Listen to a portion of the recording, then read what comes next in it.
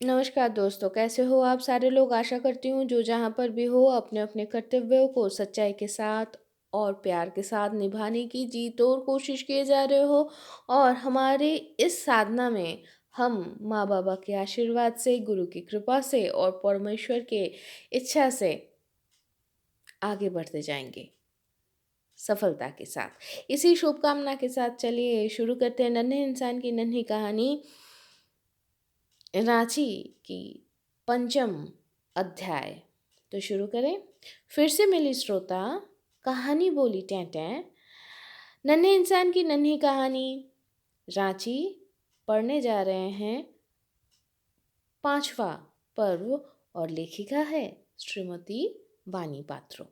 तो चलिए शुरू करते हैं।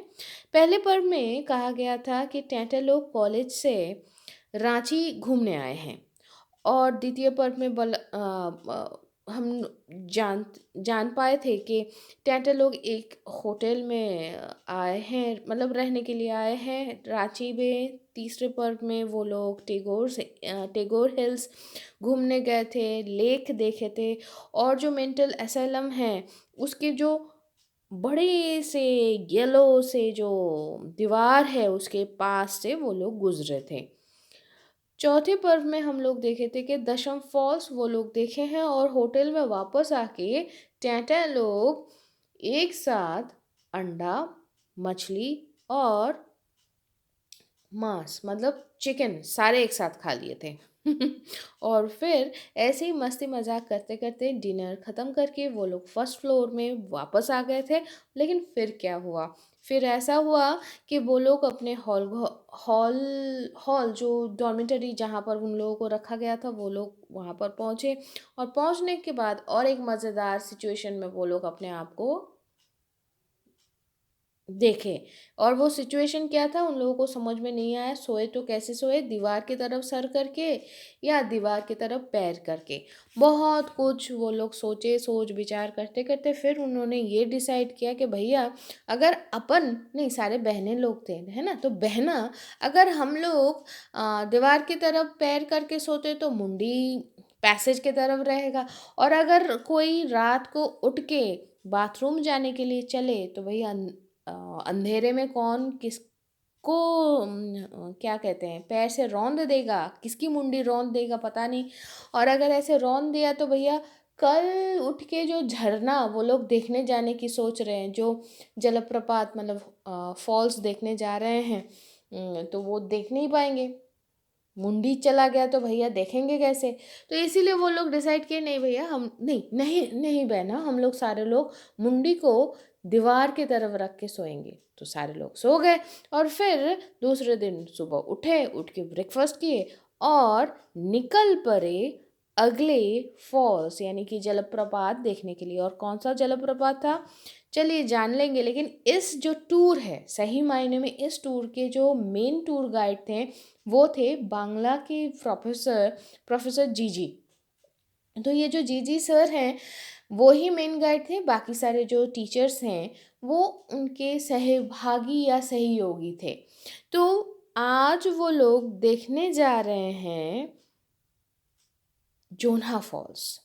तो बस में वो लोग चढ़ गए, धीरे धीरे धीरे धीरे धीरे धीरे धूप छाँव के अंदर से बस चलते चलते चलते चलते एक जगह पे रुके जहाँ पर उनको पता चला कि जोन्हा फॉल्स के बहुत आसपास वो लोग हैं। तो वो लोग तो बहुत मस्ती कर रहे थे, उनको बहुत अच्छा लगा कि अब वो लोग देख पाएंगे जोन्हा फॉल्स। लेकिन थोड़ी दूर आने के बाद जीजी सर सबको बोले कि तुम लोग ना नीचे उतरना शुरू करो, तो तभी तुम लोग जोन्हा फॉल्स देख पाओगे। तो वो लोग नीचे उतरने लगे, सीढ़ी तो ख़त्म ही नहीं हुए भाई। नहीं बहना, सीढ़ी तो ख़त्म ही नहीं हुए बहना। तो तब भी उन लोगों को वो जोना फॉल्स दिखा नहीं। तो सारे लोग सर को पूछने लगे कि सर और कितना नीचे गिरना पड़ेगा? नहीं चलो नीचे ना उतरना पड़ेगा। तो सर बोले वो जो एक मोर है ना उसके बाद ही तुम लोग को दिख जाएगा। तो धीरे धीरे वो लोग और नीचे उतरने लगे। तो फिर उनको एक ऐसा जगह दिखा जिसको कहते हैं पॉइंट ऑफ व्यू जहाँ से जोना फॉल्स बहुत सुंदर से दिखता है। तो जोना फॉल्स दिखती है ना? बहुत सुंदरता से दिखती है। तो कुछ टीचर थे जो न जिन और कुछ स्टूडेंट्स थे जो वहाँ से उसको देखने लगे और बोले हम लोग और नीचे नहीं उतरेंगे।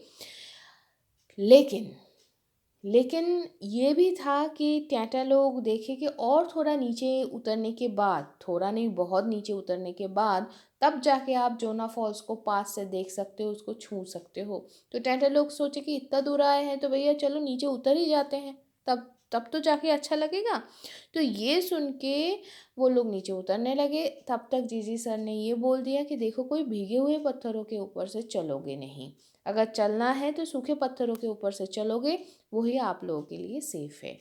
तो वो लोग वैसे ही सूखे पत्थरों के ऊपर से चलते हुए जोना फॉल्स को देखे, पास से देखे, और फिर धीरे धीरे धीरे धीरे फिर ऊपर आने लग गए।